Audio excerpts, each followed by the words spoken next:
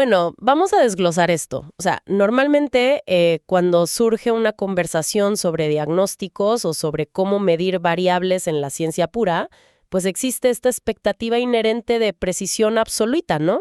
Claro, sí, ocurre todo el tiempo en, digamos, la ingeniería estructural o en la medicina tradicional. Exacto. O sea, si alguien sufre un accidente y se rompe un brazo, la sala de emergencias no entra en un debate filosófico sobre su nivel de dolor. No, para nada. La radiografía te muestra una línea blanca irregular en el hueso, el médico simplemente la señala con su bolígrafo y ya está. El diagnóstico es innegable. Es un proceso súper limpio. Es un proceso binario, totalmente. El hueso está fracturado o está intacto. O sea, la máquina de rayos X te ofrece un veredicto visual que no deja ningún tipo de espacio para la interpretación subjetiva del médico. Y a ver, esa certeza es profundamente reconfortante. A la mente humana le encanta que los problemas sean visibles, que los datos encajen perfectamente en categorías inamovibles. Ujú. Categorías limpias. Sí, pero el gran desafío comienza de verdad cuando damos un paso fuera de la medicina física y entramos al mundo del comportamiento humano. Ah, ahí es donde todo se complica. Exacto. En el momento en que intentamos medir la conducta, la psicología o los hábitos, parece que esa máquina de rayos X pues de repente se descompone por completo. Empezamos a mirar un panorama de diagnóstico que ya no es blanco y negro, sino un territorio bastante turbio, lleno de suposiciones. Es la definición absoluta de aguas turbias, sí. Porque, a ver, el comportamiento humano no se queda quieto en una camilla para que le tomen una placa fotográfica. 100%. La conducta es, digamos, un flujo constante.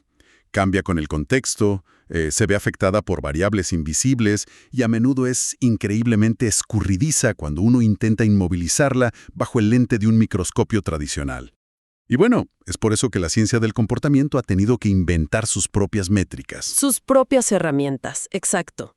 Y por eso la misión en este análisis profundo no es simplemente aceptar que la conducta es un misterio y ya. No, claro que no. La misión es explorar cómo la ciencia ha logrado construir una nueva máquina de rayos X para la mente en acción. Y los materiales base que tenemos hoy son fascinantes. Son fundamentales, sí. Vienen directamente de las guías de estudio, exámenes de práctica y listas de tareas para la certificación de analista de conducta certificado nivel BCBA. Y específicamente, vamos a decodificar cómo estos expertos diseñan las dimensiones temporales de la conducta. El famoso punto C4 de la lista de tareas. Este es un punto crítico, porque no se trata solo de qué hace la gente, sino de capturar el comportamiento a través del tiempo con una precisión casi matemática. Es la clave para cualquier persona que quiera dominar este campo. Totalmente. La verdadera ciencia del comportamiento, a nivel clínico y aplicado, no puede basarse en intuiciones, ni en anécdotas. O sea, si el objetivo es entender verdaderamente cómo funcionamos, ya sea para aprobar ese riguroso examen o para diseñar una intervención clínica, se requiere una métrica implacable. Se debe medir empíricamente cuándo inicia una acción, cuánto dura y qué ocurre en los espacios aparentemente vacíos entre una acción y otra. Pero a ver, hay un paso previo que es inevitable. Antes de poder, digamos, sacar un cronómetro y empezar a registrar el tiempo de una conducta, primero tiene que existir una certeza absoluta de qué es exactamente lo que estamos observando. Ah, claro, la definición. No puedes medir algo que no ves. Exacto. Es el viejo problema de que no se puede medir un fantasma. Y aquí es donde los textos introducen un concepto que suena muy básico, pero que a la vez es bastante restrictivo. Las definiciones operacionales. Las definiciones operacionales, sí. El mandato absoluto es que cualquier comportamiento debe definirse estrictamente en términos observables y medibles. Topografía, intensidad, frecuencia. Ajá, y las fuentes dan un ejemplo clásico que es el de dar un puñetazo en el escritorio. Sí, ese ejemplo me encanta porque ilustra perfectamente el salto entre el lenguaje coloquial y el lenguaje científico, ¿no? O sea, en una conversación normal, un maestro o un observador diría simplemente, el individuo estaba furioso y golpeó la mesa. Y esa frase parece útil en el día a día. pero para un analista de conducta es información inservible. O sea, estar furioso es un estado interno, no es observable de manera universal. Exacto. Una definición operacional requiere, digamos, eliminar por completo ese adjetivo emocional y describir puramente la topografía, La forma. la forma física y geométrica del movimiento. En este caso, la definición correcta a nivel BCBA sería un puño derecho cerrado, con el pulgar hacia arriba, descendiendo con fuerza y haciendo contacto audible con la superficie de madera del escritorio. Es que es tal cual. Es similar a intentar programar los movimientos de un brazo robótico en una fábrica, ¿sabes? O sea, si el ingeniero le da al código la instrucción de estar enojado, la computadora va a colapsar. Porque no tiene parámetros físicos para procesar esa orden. Exacto. El ingeniero tiene que darle las coordenadas espaciales exactas, la velocidad de descenso, las métricas de fuerza. Y esto me lleva a algo fascinante. Para asegurar que realmente estamos observando una acción real, y no solo la ausencia de movimiento, los textos mencionan una regla heurística muy peculiar. Ah, la prueba del hombre muerto. La famosa prueba del hombre muerto. Es uno de los conceptos más ingeniosos de nuestra ciencia. Y de los más reveladores. Básicamente establece una premisa inquebrantable.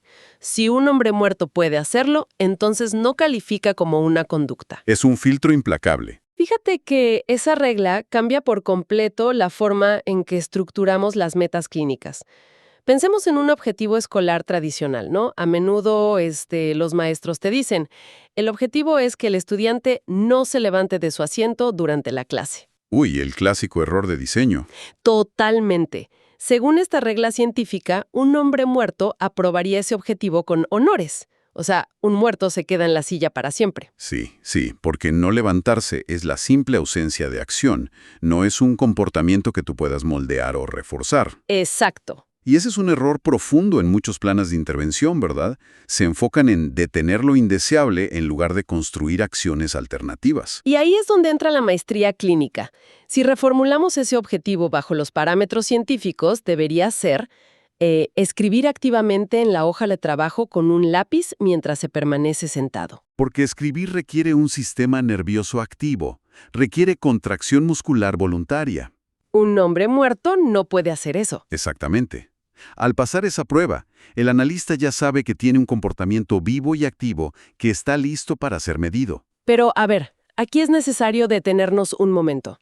Porque cuando se enseña esto, esta visión hipermecánica, suele generar mucha resistencia. Sí, la gente dice que somos muy fríos. Claro, te dicen, oye, si defines la conducta humana de una manera tan robótica, tan clínica, no se está perdiendo el contexto emocional que nos hace humanos. Ese es el gran debate. O sea, al describir ese puñetazo en la mesa únicamente por la flexión de los nudillos y el impacto acústico, parece que ignoramos por completo el porqué interno. Quizás esa persona acaba de recibir una noticia trágica o lidia con una frustración acumulada. Si ignoramos esa experiencia emocional, se siente como leer solo la mitad del libro, ¿no?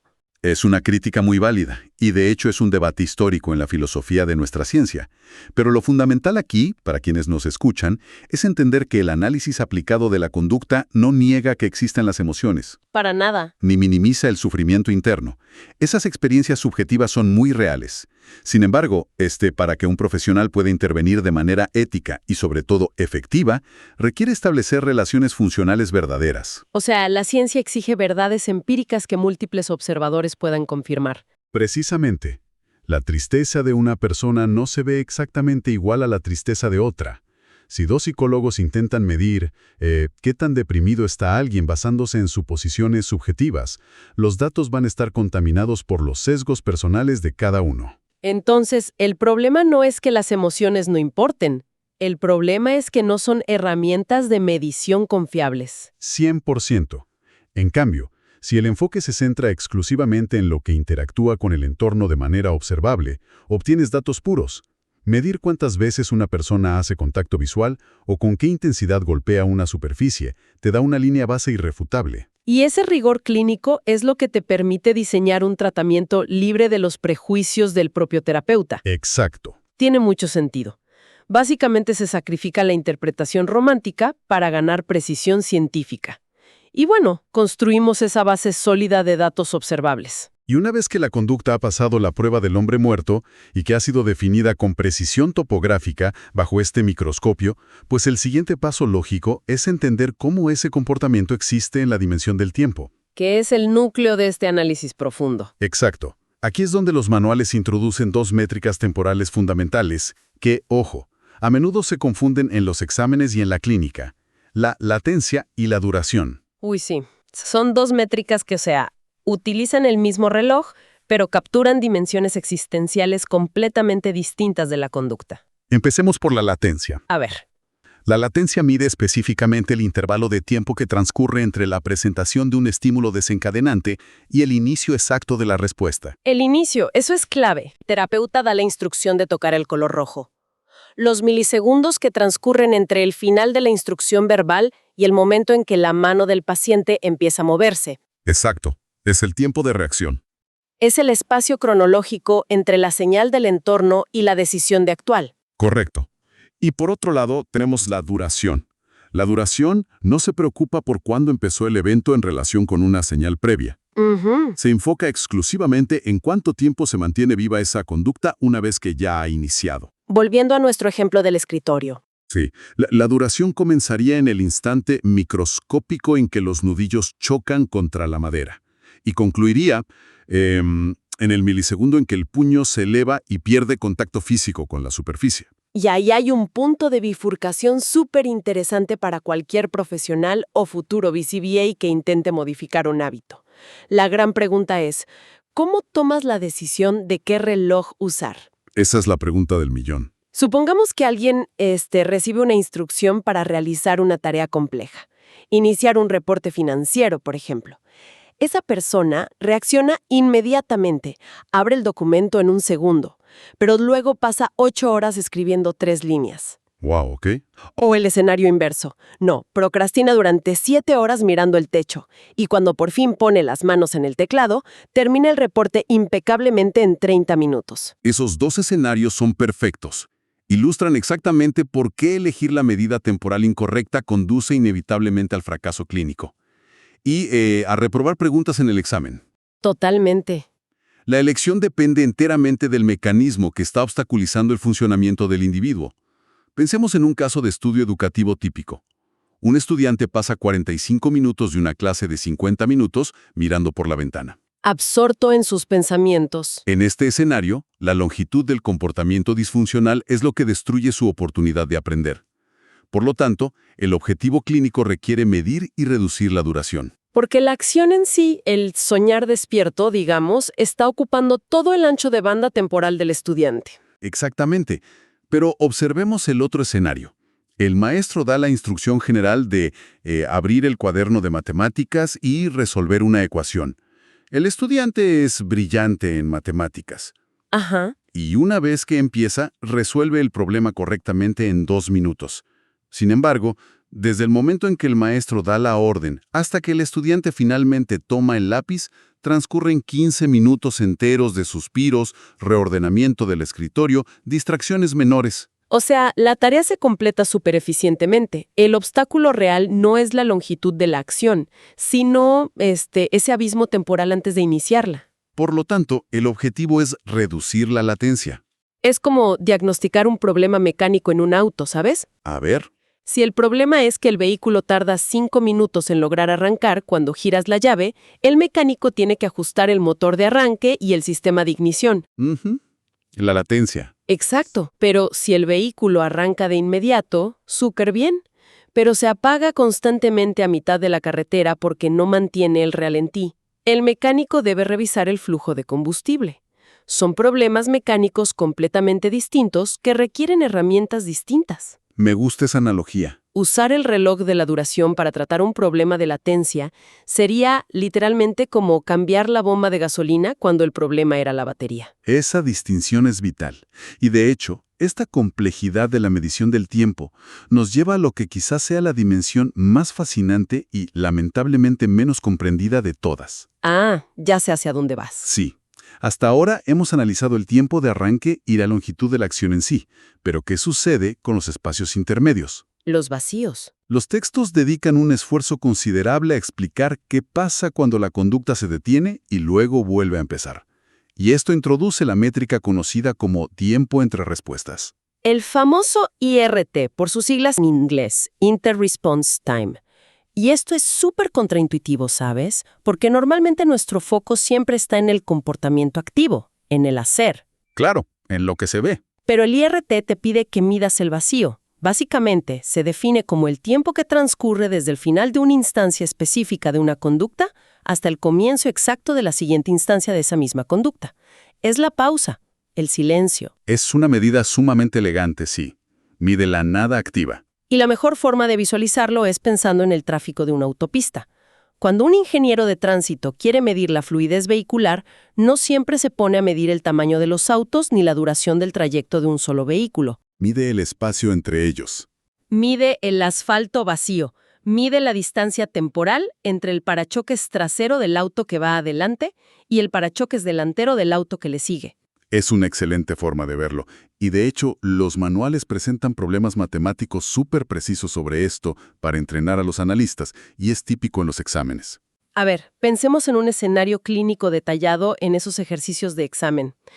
Tienes un paciente que presenta un comportamiento de rechinar los dientes, bruxismo diurno, y la observación registra lo siguiente. El individuo rechina los dientes durante un periodo de 10 segundos. Esa es la duración inicial. Luego, se detiene y hay un espacio de silencio que dura 11 segundos. ¿Ok? Inmediatamente después, vuelve a rechinar los dientes por 9 segundos. Y finalmente, se detiene nuevamente por otros 10 segundos. Clásico problema. Exacto. Y cuando el examinador te pide calcular el IRT promedio, el estudiante se confunde y quiere sumar los segundos de fricción dental. Pero no, tiene que aislar los vacíos. Exactamente. El primer vacío fue de 11 segundos. El segundo vacío fue de 10 segundos. Y al promediarlos, obtienes un IRT de 10.5 segundos. Ese es el asfalto vacío en la autopista neurológica de este paciente. El cálculo del IRT revela el ritmo subyacente de la conducta. Y validar esa metáfora de la autopista es crucial, porque explica el cómo de muchas intervenciones. Sí, porque a menudo la estrategia maestra en la modificación de conducta no consiste en atacar frontalmente la acción indeseable. No, para nada. Consiste en manipular sutilmente el espacio pasivo entre las acciones. Intentemos aplicar esto a un escenario del mundo real, para que quede súper claro, porque suena a que estás manipulando el entorno de forma indirecta. A ver, danos un ejemplo. Si el objetivo clínico, por ejemplo, es hacer que un paciente reduzca la velocidad con la que ingiere sus alimentos, ya sea por problemas gástricos o riesgo de asfixia, el instinto básico, lo que haría cualquiera, es decirle, oye, mastica cada bocado durante más tiempo.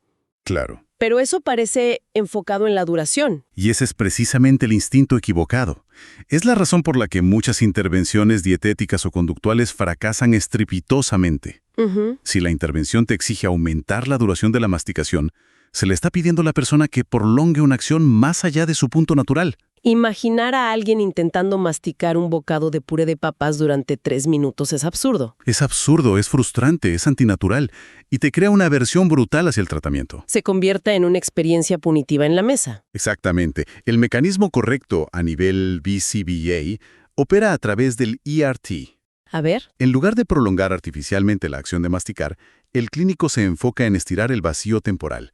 El objetivo se convierte en aumentar la pausa entre el momento exacto en que se traga el primer bocado y el momento en que los cubiertos llevan el segundo bocado a los labios. Al introducir una regla sencilla, digamos, pedir que la persona coloque el tenedor sobre la mesa y retire las manos de los cubiertos después de cada trago. Exacto. Ahí fuerzas un aumento significativo en el ERT. Claro, y esto reduce drásticamente el ritmo general de la ingesta sin alterar en lo más mínimo la mecánica natural de masticación de esa persona. Es una intervención súper elegante. Es que ese enfoque es tremendamente ingenioso. Se modifica el ritmo general del evento orquestando los silencios. Es como analizar una partitura musical, ¿sabes? Una melodía rápida no se desacelera alargando una sola nota interminablemente. Se desacelera introduciendo silencios estratégicos entre las notas. Las notas siguen siendo biológicamente naturales, pero la canción cambia por completo su impacto estructural. La analogía musical es perfecta ahí. El IRT te otorga el poder de ralentizar o acelerar la música de la vida cotidiana. Sin embargo, a pesar de toda esta fascinación matemática que rodea a los cronómetros, el material de estudio también lanza una advertencia bastante severa. Uy, sí, la trampa del examen. ¿Sí? Hay ocasiones en las que medir el tiempo simplemente no es la solución. Y la métrica adecuada es un conteo aritmético básico. Aquí es donde los textos adentran al estudiante en la peligrosa distinción entre la tasa y la duración, o sea, rate versus duration. Esa distinción es, sin exagerar, una de las trampas más críticas en el análisis de datos. A ver, la tasa es simplemente contar la frecuencia con la que ocurre un evento dentro de un marco temporal definido, ¿no? Contar que algo pasó 5 veces en una hora. Exacto. Y comprender cómo y por qué varían estas métricas es lo que separa a un analista riguroso, de alto nivel, de alguien que simplemente toma notas superficiales. Y para comprender esta trampa es necesario visualizar cómo la variabilidad inherente de ciertas conductas puede engañar al conteo simple. Danos el ejemplo digital que venía en las fuentes. Sí. Pensemos en un individuo que realiza pedidos de comida a domicilio a través de aplicaciones tipo DoorDash o Uber Eats. El evento en sí tiene un objetivo de finalización claro y discreto. A nivel de datos, no importa realmente si a la persona le tomó 20 segundos pulsar el botón de reordenar su pizza favorita o si navegó indecisa durante 14 minutos comparando menús antes de pagar. No, el impacto financiero y nutricional es idéntico. Una transacción completada. Exacto. En ese caso, la acción carece de variabilidad significativa en sus consecuencias, sin importar la longitud del proceso. Un simple registro de tasa, tipo 6 pedidos a la semana, te proporciona una radiografía perfecta de ese hábito. Totalmente. Pero luego están las conductas que poseen una elasticidad temporal masiva. Uy. Y aquí es donde aplicar la tasa en lugar de la duración puede resultar catastrófico en un entorno clínico. Pensemos en un caso pediátrico grave. Digamos que se necesita intervenir en las rabietas o desregulaciones emocionales severas de un niño. Ese es el ejemplo perfecto de por qué los datos pueden crear una ilusión óptica súper peligrosa. Analicemos este escenario hipotético, ¿va? Un profesional, al que llamaremos analista A, decide usar la tasa para medir las rabietas. En la primera semana registra 3 episodios. A la semana siguiente, el plan parece funcionar porque el conteo disminuye y registra solo 2 rabietas. ¿Ok?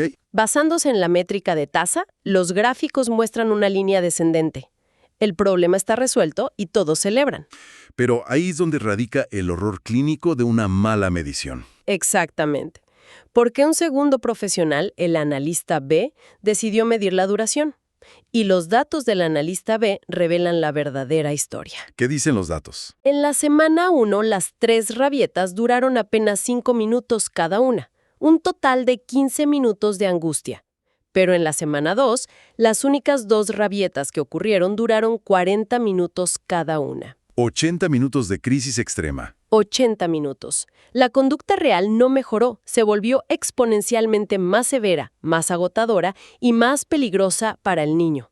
Sin embargo, debido a que el analista A usó la tasa para contar eventos variables, el sistema arrojó datos falsamente positivos. Y eso podría llevar a mantener un tratamiento que está empeorando activamente el cuadro clínico del paciente. 100%. Es una lección profunda sobre cómo los números fuera de contexto pueden mentir. Ese escenario te demuestra cómo una elección aparentemente inofensiva en tu hoja de datos, contar versus cronometrar, determina la ética y la seguridad de tu tratamiento. Es súper fuerte. Cuando un evento es caprichoso en su longitud temporal, como ver televisión, estudiar o sufrir una crisis, el uso del conteo simple crea una falsa sensación de control. La tasa enmascara la magnitud del tiempo, mientras que la duración expone la realidad brutal del impacto en la vida de la persona. Y esto nos lleva a cuestionar todo lo que hemos estructurado hoy. Al final del día, estas guías y exámenes de certificación no son solo obstáculos académicos para obtener tu licencia BCBA. No, son verdaderos manuales filosóficos sobre cómo interactuamos con la realidad. Superar la prueba del hombre muerto. Exacto. Luego, hay que extraer todo ese ruido subjetivo y definir el mundo operacionalmente. Y, una vez logrado ese nivel de claridad, tu deber como futuro BCBA Es elegir el reloj analítico adecuado. Desplinas la latencia para combatir los demonios de la procrastinación. Utilizas la duración para medir la resistencia y la gravedad real de comportamientos variables. Y recurres al IRT para intervenir sutilmente en los ritmos internos. Operando a través de las pausas. Y, a ver, esta arquitectura de medición no se limita solo a los manuales clínicos. Proporciona un lente poderoso para la observación general. Claro, si alguien busca mejorar un hábito físico, como una rutina de ejercicio matutino, y fracasa continuamente, la respuesta típica de la sociedad es la autocrítica por falta de fuerza de voluntad, ¿no? Sí, la culpa. Pero bajo esta luz científica, el análisis cambia por completo. El individuo podría darse cuenta de que el problema real es un exceso de latencia. Transcurren 2 horas desde que suena la alarma hasta que el calzado deportivo está puesto. Exacto. El objetivo no es echarle más ganas, sino cortar quirúrgicamente ese lapso de inicio. El análisis aplicado te ofrece ese control racional sobre el caos de la vida diaria. Totalmente. Pero, y aquí quiero dejar una reflexión para la audiencia, hay una implicación moderna mucho más profunda en todo esto, especialmente cuando miramos el concepto de los IRT, los tiempos entre respuestas. A ver, cuéntame. Históricamente, la vida humana estaba llena de asfalto vacío.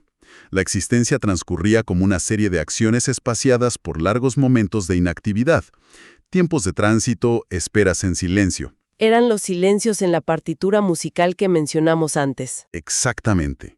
Pero al observar el diseño de la arquitectura digital contemporánea, las redes sociales, el autorreproductor de las plataformas de streaming, los algoritmos de notificación incesante, Uy, sí. resulta evidente que están construidos por ingenieros de conducta con un único propósito: reducir el IRT de la sociedad a un margen cercano al cero absoluto. ¡Wow! Cuando un video termina de reproducirse en TikTok o YouTube, e inmediatamente, en fracción de segundo, el algoritmo inicia el siguiente.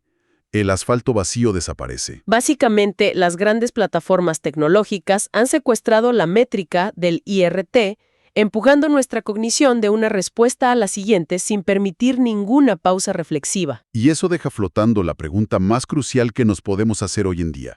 Al permitir que las interfaces compriman el IRT colectivo hasta casi extinguirlo, ¿qué parte fundamental de la experiencia humana se está sacrificando? Es un concepto verdaderamente inquietante. Están eliminando sistemáticamente los espacios de silencio. Quizás estamos cediendo el único espacio donde alguna vez ocurrió el pensamiento crítico o el aburrimiento creativo. El asfalto vacío de nuestra mente. Es una reconfiguración total de la perspectiva. O sea, al inicio hablábamos de que la mente humana parecía demasiado turbia para ser diagnosticada con precisión. Pero el problema jamás fue la falta de nitidez en la conducta. El problema radicaba en el intento de medir esa complejidad utilizando herramientas imprecisas y lenguaje emocional vago. Totalmente de acuerdo. Una vez que calibras tus instrumentos, entendiendo verdaderamente cómo operar los engranajes de la latencia, la duración y sobre todo esos silencios vitales del IRT, la imagen de por qué el ser humano actúa como lo hace aparece brillantemente nítida. Y lo que es más importante, te revela exactamente dónde necesitas intervenir para recuperar el control. Así es. Y con eso en mente, los invitamos a que miren sus propios relojes esta semana y se pregunten qué están midiendo realmente. Hasta el próximo análisis profundo.